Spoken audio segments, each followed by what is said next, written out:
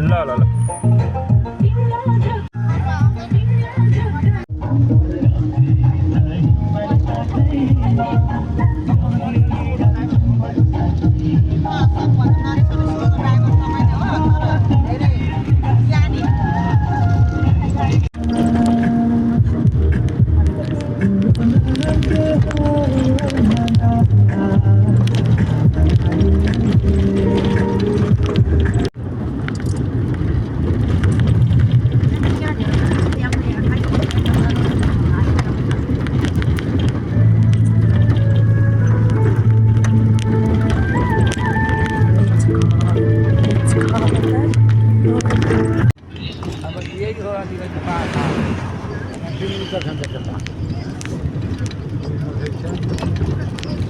एउटा आइपुग्न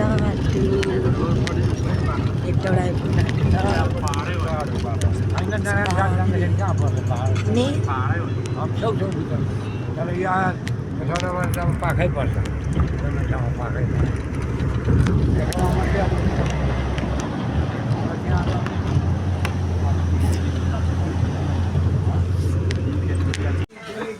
खाना खाएको ल खाना बसिदिँदै यता दिदी हुनुहुन्छ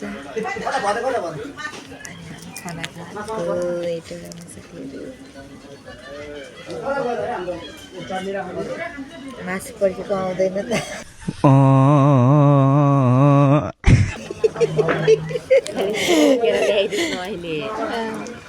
शुक्रबार म मासु खाँदिनँ भने म बाजेले त्यो बाजेले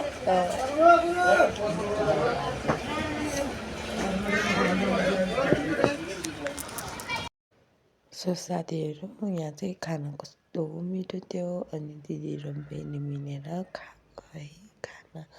अनि कति मिठो थियो साथीहरू भन्नुपर्दामा पनि यस्तो मिठो थियो र यो हेटौडा जाने बाटो नि ठ्याक्कै खाना खाने ठाउँको अपोजिट साइडमा छ है यो चाहिँ हामी सबैजना मिलेर खायो तर कति मिठो क्या आमा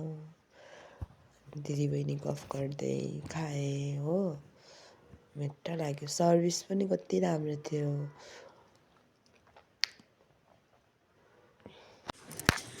साथीहरू खाना पनि खायो मिठो लाग्यो यहाँको चाहिँ मिठो लाग्यो म हजुरलाई यो होटल देखाउँछु ल मिठो लाग्यो कि खाना चाहिँ मिठो छ सबैजना खाइरहेको छ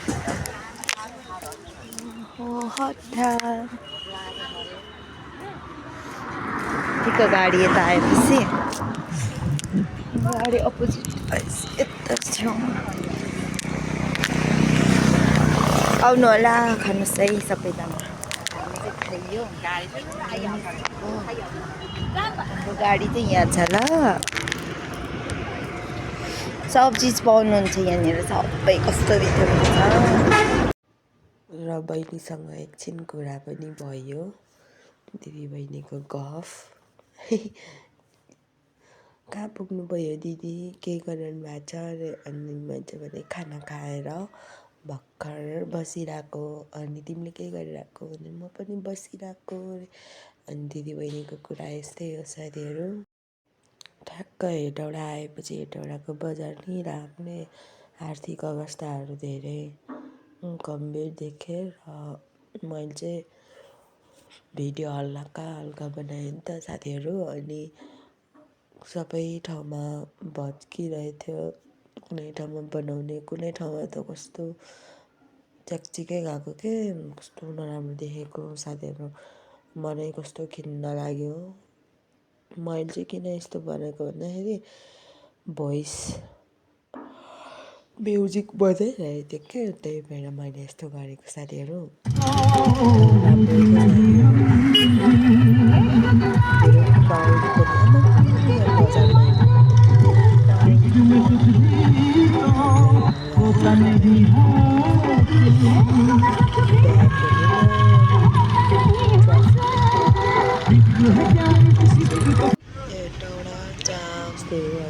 चाहिँ छिटपछि हामीहरू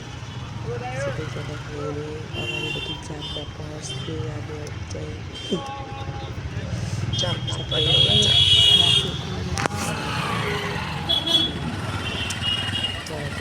थाकेको मलाई पनि आइरहेछ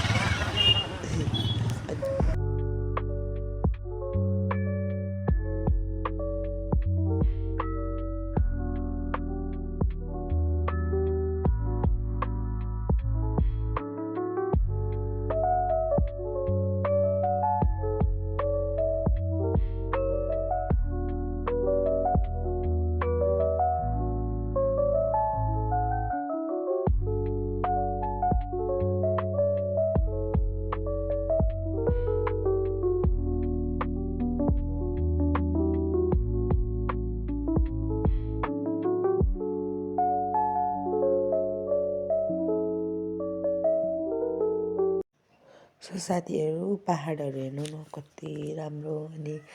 हाम्रो चाहिँ गाडी एकछिन बिग्रेको थियो नि त त्यही भएर हामीले मौका पायौँ हामीले यस्तो राम्रो भ्यू खिच्नु साथीहरू हजुरहरूलाई कस्तो लाग्छ भन्नु होला है त अनि दिदीबहिनी चाहिँ कस्तो राम्रो भ्यू है भन्दै कुरा गऱ्यौँ हामीहरू चाहिँ हामी चाहिँ एउटै गाउँबाट हो नि त अनि त्यसपछि दिदी र म चाहिँ गफ गर्दै हाँस्दै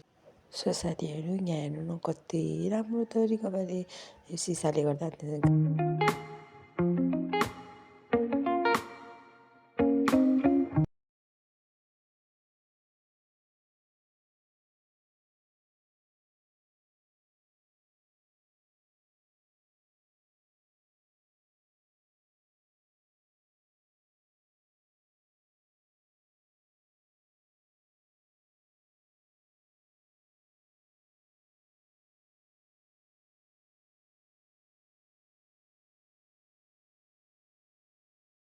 त्यसपछि रुम पनि झऱ्यो पनि आएर कता भेटियो भनेर सोधेँ अनि त्यसपछि हामी फाइनली काठमाडौँको यात्रा अब चाहिँ सुरु हुन्छ है साथीहरू जे गरे त्यसो गरे होइन तर गाडी बाटो हेरेर साथीहरू